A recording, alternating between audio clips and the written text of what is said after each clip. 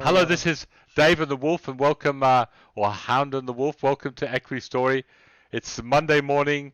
We're all excited. It's another exciting week on the share market, and this is just general share advice, not personal advice.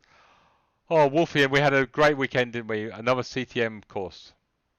We did, and again, we've got a few more new acolytes to join the ranks, Dave.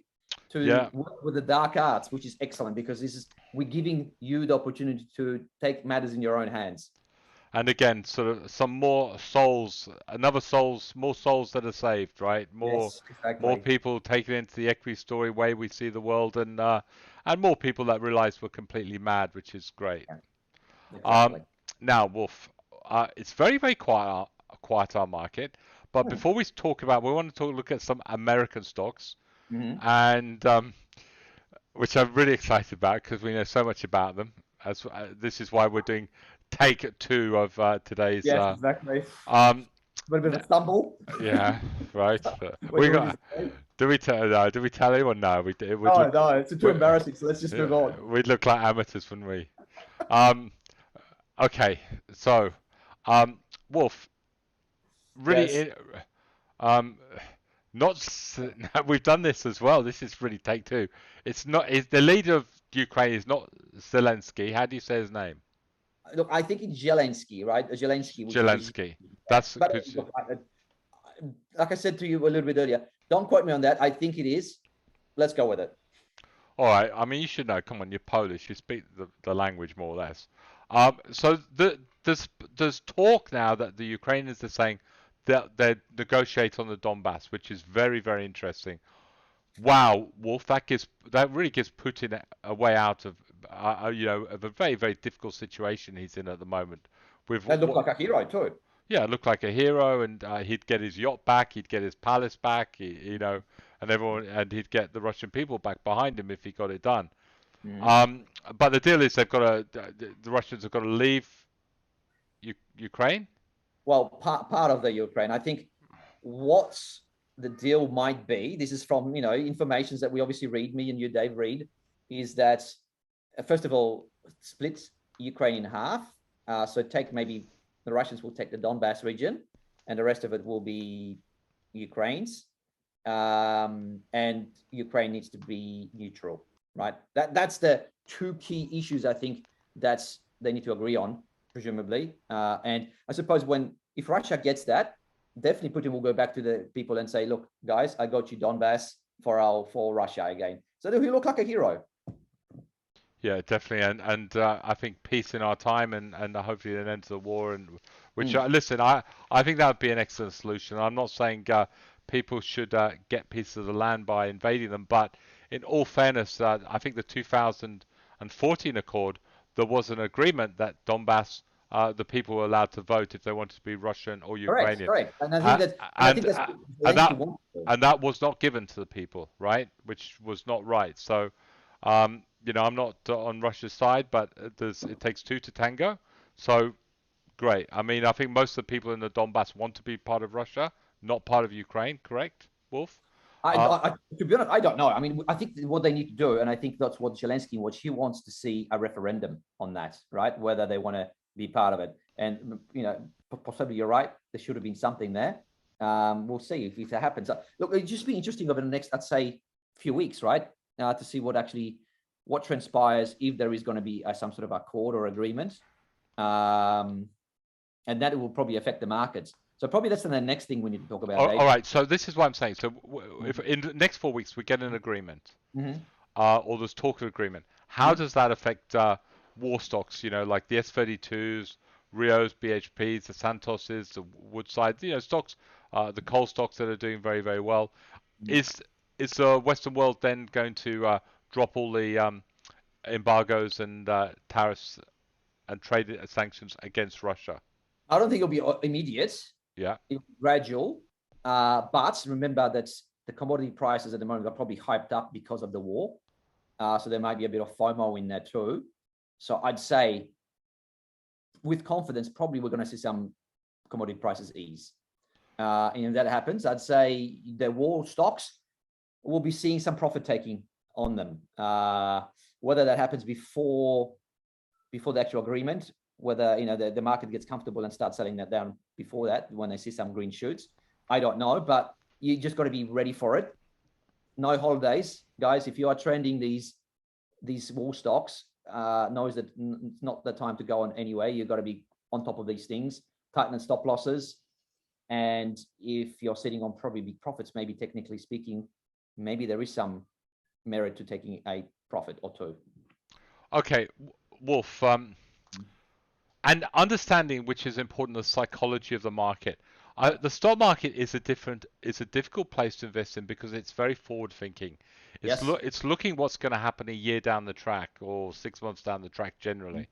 So although arguably you could see still some more good quarters coming in for S32 and more, the market's going to be looking beyond that, and they're going to be looking beyond these prices going down. So there's a possibility the coal stocks, NHC, if there's a piece, WHC, CRN, they just could come back to trend. Or at the very least, the oil and gas stocks, right? We might be potentially affected because that's probably really the one that's been driving pretty hard. All right. So if you're in any of these stocks, everyone, just tighten your stop losses. I mean, look, the GNCs of the world. Just tighten your stop losses and don't be greedy because there's a lot of risk in them. But for the moment, we're okay. So that we don't want to scare you. We're just preparing you for the, I think, inevitable, some sort of accord that will probably happen, sometime in the near future, I'd say. So I'd say there'll be a bit of more volatility come through in the markets. All right, thanks, Wolf. Now we're going to talk about a number of American stocks that our members might be interested in buying and having a look at. Can we just start with the best stock in the world, mate? Arguably the best stock in the world, one of the best companies in the world, Apple. Got a buy signal, Wolf, looking very, very, very, very good. So for those people who like American stocks, who want to buy something, Apple is number one on the list for me at the moment, Wolf. I think that price action is superb. The company we know is one of the best in the world, and why wouldn't you buy that? That looks good, doesn't it? It's if you are not in this, you'd look at the chart and go, I mean, I'm getting it today before the market open. I look, this is quite interesting, isn't it? It's and you'd have to give it a little bit patient. Look like one time it had a similar sort of price action. It did take 2 months or 3 months before it really started going. So, but at the end of the day, the price action's right. It's above trend, and it's well worth having a look. Now, what's the next stock you want to talk about? This just follows on from Apple, Dave, and it's Lumentum, which is LITE. The reason why I want to talk about, first, it's got a nice buy signal in there, right? It's maybe not a strong chart as a Apple, but it actually works very, very closely with Apple. It's one of the biggest customers. It provides communication, it provides laser technology, 3D sensing technology, and Apple uses them a lot in their products. So I think it goes in hand. So if you're Apple strong, because they're selling a lot of products, I'd say LIT will probably follow. And I'm just looking at the quarterly from Lumentum's in February, and they've actually outperformed their own guidance, right? They had some obviously issues. Everyone's got issues with COVID and la. We know that. But if you take a longer term view, I think this is a pretty good bet. Just looking at the chart, looking at how the actual stocks performed, and it performed much better than some of the other stocks out there on the tech space, Dave. So fairly okay with that one to follow it with Apple. Yeah, Wolf, again, nice little buy signal. So two little interesting stories there. Now, there's a new story that's sort of come to light. It's not new for half the world, but it's new for you, Wolf. Which is JKHY, which is Henry Jack and Associates. Yeah. Funny name for a company. It's sort of, it doesn't. Sounds like a whiskey. Yeah, it's not very Twilio-ish, is it, or cool, but it's the old-fashioned names. But certainly a fantastic performance over the last 20, 30 years. Yeah. Tell us about this story, Wolf, and what does it do? Look, I've stolen this idea from Livewire. So one of the fund managers got it in their portfolio, and they've been very, very happy with it. So they're singing their praises in their Livewire article. So it piqued my interest, and I'm thinking, okay, let's have a look at this, because they, talking very glowingly about the company that's It's actually done better than Apple, better than Berkshire over the last 30 years. So I'm thinking, okay, well, what is it? And it is Henry Jack and Associates. And reason why it's a tech story, Dave, and it's in the provides critical software infrastructure for the banking and the credit societies in the US. Very sticky, doesn't do acquisitions really. It just goes through its products. It relies on its critical nature. That's really, once you use it, you can't go anywhere else, because, as a bank or a financial institution, you've got a very important role to play. Make sure the integrity of your numbers and everything else is tip top. So it's just difficult for anyone to swap to something else.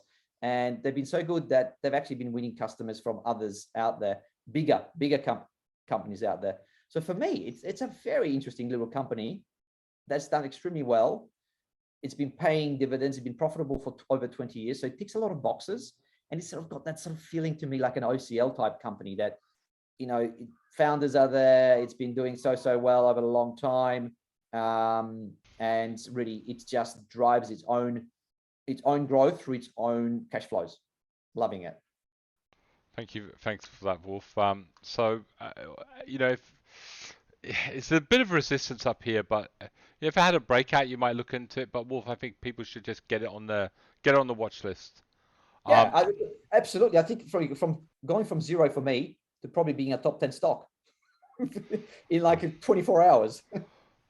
Right, and Wolfie, it's the exciting thing is possibly we've got peace, and there isn't going to be a nuclear war. If they can come up with some sort of agreement and Putin can get out of the corner, absolutely fantastic. And there's a possibility then, you've got stocks like Microsoft, bit of a self coming back. I mean, most probably well worth a look at as a time to get into a story long term or a trend. I think we talked about Google. You throw Google into the same boat. And again, Wolf, the other thing about LIT, Apple, certainly Google and Microsoft, again, inflation hedges, right?